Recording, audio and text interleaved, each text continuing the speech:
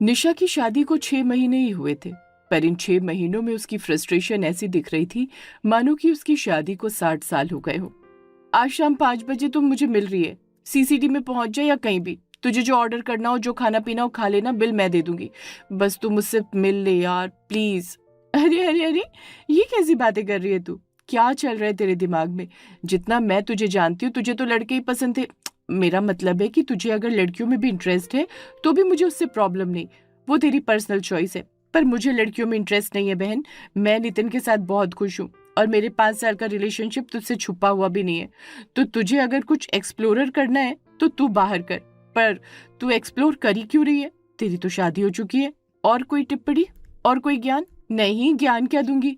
मैं शादी के बाद ही कभी कभी पता चलता है कि हमें क्या चाहिए और क्या नहीं। तू फिक्र मत कर, मैं तेरे साथ हूँ। मैं आती हूँ, तू भी पहुंच। प्रिया कैफे में अपने बॉयफ्रेंड नितिन के साथ पहुंचती है और निशा अकेले। हेलो नितिन, कैसे हो? तुम बड़े दिनों बाद दिखे। तो फुर्सत कहाँ है तुम्हें मुझसे मेरा हाल चाल पूछने की? दिन भर अपनी सहेली के साथ लगी रहती हो तुम। और ये प्रिया भी सिर्फ तुम्हारी ही बातें करनी होती है इसे। वो तो आज पता नहीं सूरज कहाँ से निकला है कि मैडम ने मुझे भी साथ चलने को कह दिया। 1 मिनट निशा, इसके पहले तुम मुझे कुछ बताओ। मैं बताना चाहती हूँ कि मैंने और नितिन ने शादी करने का तय किया है। प्रिया के ये कहने की देर थी कि निशा टेबल पर पड़े पानी के गिलास को उठाकर ग्लास का सारा पानी एक झटके में नितिन के कपड़ों पर मार देती है। तो इसलिए तुम मुझे साथ में लेकर आई थी Priya? I can't imagine you doing this. मैं तुम्हें कभी माफ नहीं करूंगा, कभी नहीं। ये कहता हुआ नितिन गुस्से से दरवाजा पटक कर कैफे के बाहर चला जाता है। यही होता है शादी के बाद। अगर नितिन चाहता तो मुझे 4 बातें सुनाता और तुम्हारा हाथ पकड़कर यहाँ से चला जाता, पर नहीं, उसे लगा कि तुम भी इस सब में मिली हुई हो और उसने तुम्हें ही छोड़ दिया। क्या तू पागल हो गई है क्या? निशा प्रिया का हाथ पकड़कर उसे अपने साथ बिठाती है और अपनी वैवाहिक जिंदगी की गाथा सुनाना शुरू करती है। बहुत बुरी फंसी हूं मैं यार। शादी के पहले तो सब कुछ इतना अच्छा लग रहा था, जैसे मुझे दुनिया का बेस्ट हस्बैंड मिल गया हो। मुझे लगा अब तो लाइफ सेटल है, अच्छा घर, पैसे वाला पति। पर यहाँ तो कुछ भी ऐसा नहीं निकला। मतलब घर है, पैसे है, पर उतने ही झंझट। घर में कुछ भी खराब हो जाए ना, किसी के भी कारण हो, पर अमन नाराज मुझसे ही होंगे, जैसे मैंने ही सब खराब किया हो। इसीलिए तूने जानबूझकर नितिन के ऊपर पानी फेंका? मुझे ये बताने के लिए लड़के ऐसे होते हैं? बिल्कुल भी नहीं, बल्कि तुझे ये बताने के लिए कि अभी शादी मत कर। शादी के बाद ना बैंड बज जाएगी। अभी वो यहाँ से रूट कर गया है। तू उसे फोन ना भी करे तो भी 2-3 दिन में वो तेरे पास आ जाएगा। बट वही अगर तेरी शादी नितिन के साथ हो गई तो कभी तेरी ननद, कभी तेरी सास उसके कान भरती रहेंगी। जिंदगी बर्बाद हो जाएगी बहन। प्रिया समझ चुकी थी कि निशा इतनी अपसेट क्यों है। आखिर थी तो दोनों बेस्ट फ्रेंड ही। कितनी ही देर प्रिया निशा की कहानी सुनती। पूरे 2 घंटे निशा की गाथा सुनने के बाद प्रिया अपना पर्स उठाकर कैफे से बाहर निकल जाती है और निशा वापस अपने ससुराल लौट आती है। 3,000 का बिल! देख रही है मम्मी, अब भाभी बाहर अपने काम से नहीं गई थी, कैफे गई थी। कैफे मुझे भी ले जाती तो क्या ही हो जाता। बोले भाभी, बताइए। बोलो बहू, तुम्हारी ननद तुमसे कुछ पूछ रही है। अगर तुम्हें कहीं जाना था तो तुम बेशक जा सकती थी। हमने रोका ही कब है तुम्हें? दिन भर तो वैसे भी तुम बाहर ही रहती हो। ऐसा क्या काम था कि तुम्हें हमसे झूठ बोलकर जाना पड़ा? निधि घर पर ही थी, उसे साथ ले जाना भी जरूरी नहीं समझा तुमने? और वो छोड़ो मम्मी, हमारे घर पर कम खर्च किया है क्या भाई ने? बड़े से बड़े 5 स्टार होटल के सामने भी ना, मुझे तो मेरे घर का ही खाना पसंद आता है। अपना घर छोड़कर बाहर जाकर पैसे बर्बाद करना, भगवान ने पैसे दिए हैं, इसका मतलब ये थोड़ी है कि पानी में बहा दो। यहाँ ये बहस चालू थी ही कि निधि फट से अपने भाई को फोन मिला देती है ताकि वहां हो रही सारी बातें अमन के कानों तक चली जाएं। पहली बात तो ये कि तुम्हारी हिम्मत कैसे हुई मेरा पर्स खोलकर उसमें से बिल बाहर निकालने की? और तुम मेरे कमरे में गई कैसे? मुझसे पूछा क्या तुमने? पहले मैनर्स सीखो, उसके बाद मुझसे बहस करने आना। इन्हीं हरकतों के कारण मैं तुम्हें खुद के साथ कहीं नहीं ले जाना चाहती। दूसरों की पर्सनल स्पेस में घुसने की ना बड़ी बुरी आदत है तुम्हारी। और मम्मी जी, आपको बढ़ावा क्यों देना होता है निधि को? वो बच्ची नहीं रही जो सब जगह मैं अपने साथ लेकर जाऊं। अब उसे रिस्पॉन्सिबिलिटी संभालनी होगी, कल को उसकी भी तो शादी होगी। थोड़ी देर ड्रामा चलता है और फिर सभी अपने कमरे में चले जाते हैं। क्या फायदा इतने पैसों का जब रसोई में बहू को ही पसीना बहाना है। अरे भाभी, आप ऐसा क्यों कह रही हैं? खाना बनाने के लिए तो हुई मैं। खाना नहीं प्रीति, तुझसे यहाँ सिर्फ सब्जियां बनवाई जाती हैं। रोटियां तो मेरे ही हाथों के खाने होते हैं सभी को, जैसे कि पता नहीं तू रोटी बना देगी तो क्या हो जाएगा। प्रीति ने आज सभी के लिए आलू दम की सब्जी बनाई थी। निशा पराठा सेक कर तैयार कर देती है और सभी का खाना टेबल पर लगा दिया जाता है। तभी युद्ध के साथ अमन घर लौटता है। ओहो, पानी पूरी लेकर आए हैं पापा जी? सही है।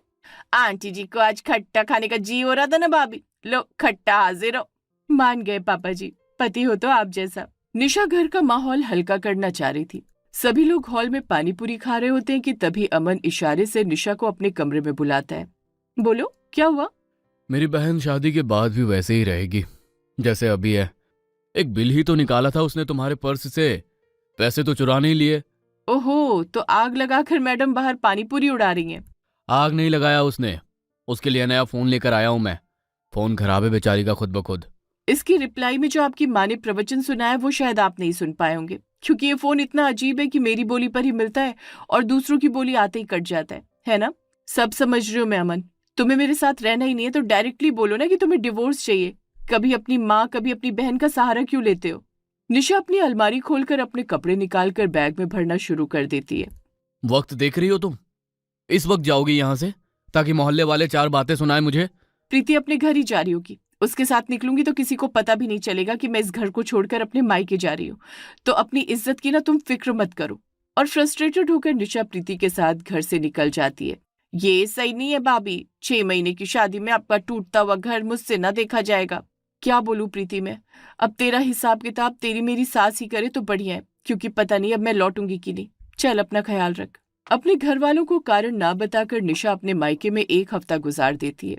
फिर एक दिन, दामाद जी तुझे लेने आएंगे या तेरे पापा को कह दूं तुझे छोड़कर आने को? मैं प्रीति के घर जाकर रह लूंगी मम्मी, तुम्हें अगर मैं भारी लग रही हूँ तो। प्रिया का ऑप्शन भी है मेरे पास।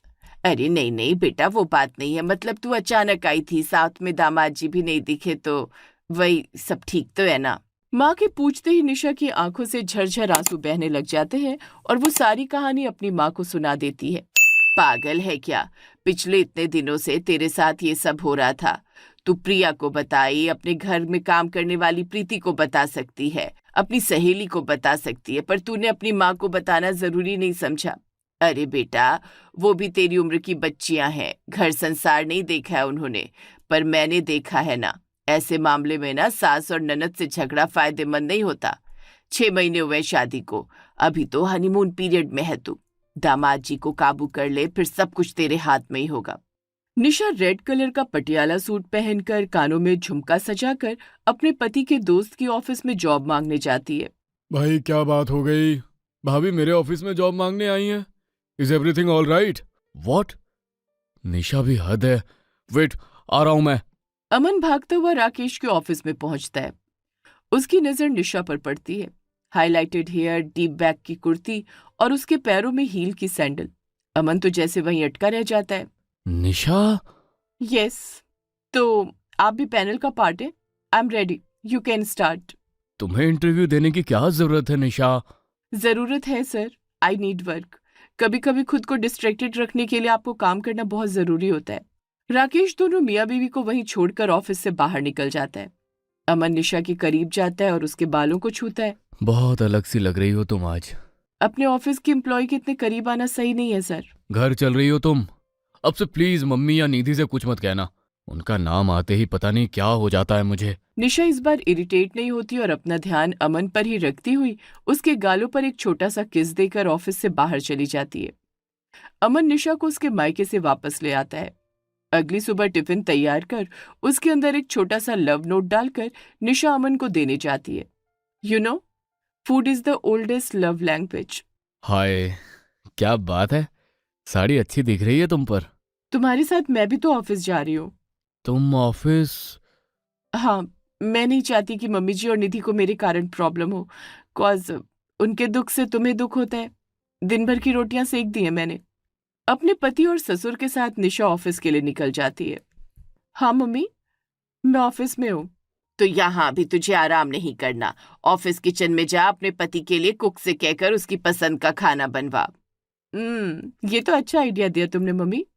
निशा किचन में जाती है और काली दाल चावल लेकर अमन के केबिन में जाती है। ये तुमने बनाया? अरे यार निशा, ऑफिस का काम करती हो तुम, घर का काम करती हो, अब यहाँ भी खाना पीना करोगी? क्यों? अपने लोगों को खुश करने के लिए जो बन पड़े मैं करना चाहती हूँ। पापा जी के लिए भी खाना बना रही थी, फिर याद आया वो दोपहर में खाते नहीं। अच्छा तुम खाओ, मैं कुछ फाइलें देख लेती हूँ। निशा इस तरह धीरे धीरे अमन के सामने अपनी इमेज फिर से ठीक कर रही थी। एक रात ऑफिस से आते ही निशा अमन से कहती है, अमन जरा एक सर दर्द की गोली ला दोगे?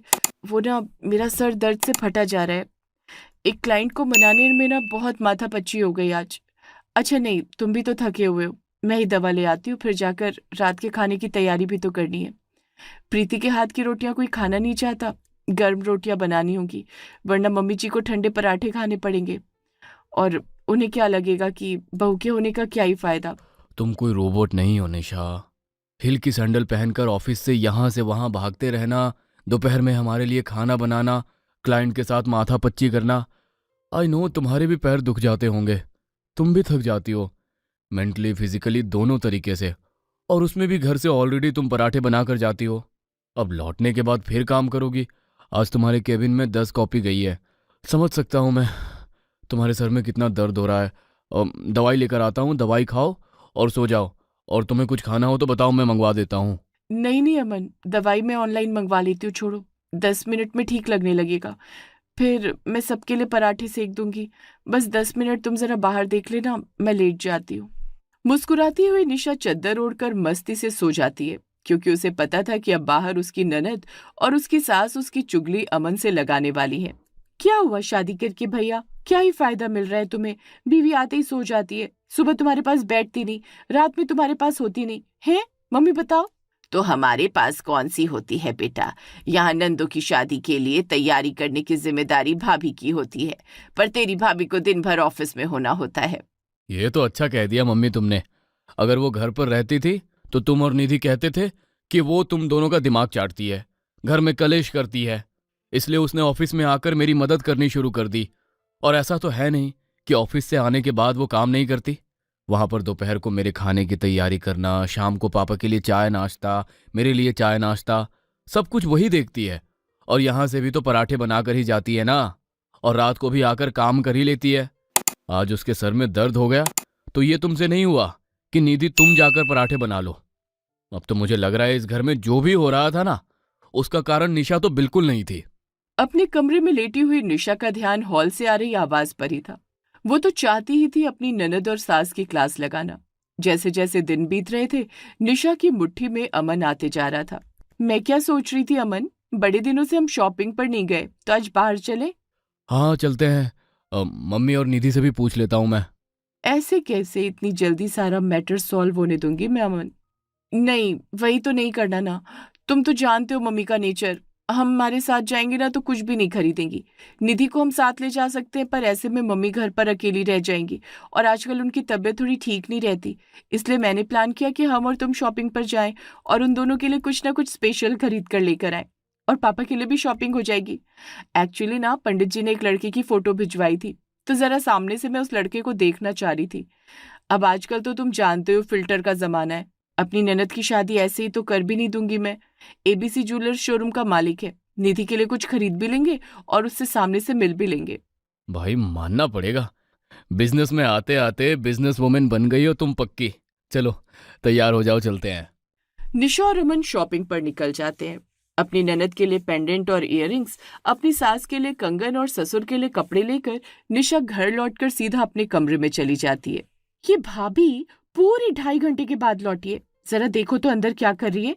कितनी सारी शॉपिंग कर ली मैंने खुद के लिए, बड़ा मजा आया वो। अच्छा हुआ इन माँ बहनों को लेकर नहीं गई। मम्मी, मम्मी, भैया देखो भाभी क्या क्या लेकर आई। क्या हो गया निधि, तू चिल्ला क्यों रही है?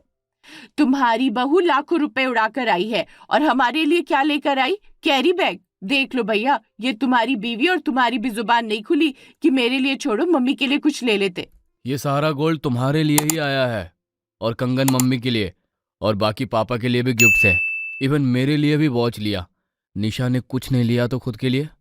अब तुम भी ना निधि, अपनी भाभी से ना जलना बंद कर दो। ये कहकर अमन वहां से चला जाता है।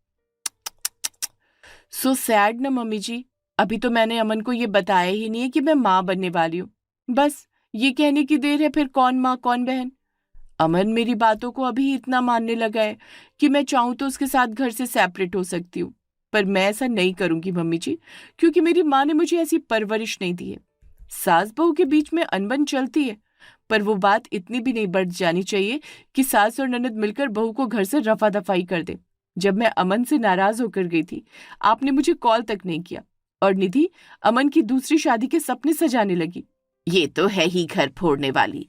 तू वो सब भूल जा बेटा, तू माँ बनने वाली है। निधि का क्या, वो तो आज नहीं तो कल विदा हो जाएगी। हमें ही साथ रहना है। तू अमन को लेकर अलग होने की बात मत सोच बेटा। वाह जी वाह, ठीक कहा था मम्मी ने। पति को बस में कर लो, सब खुद ठीक हो जाएगा। लो, हो गया।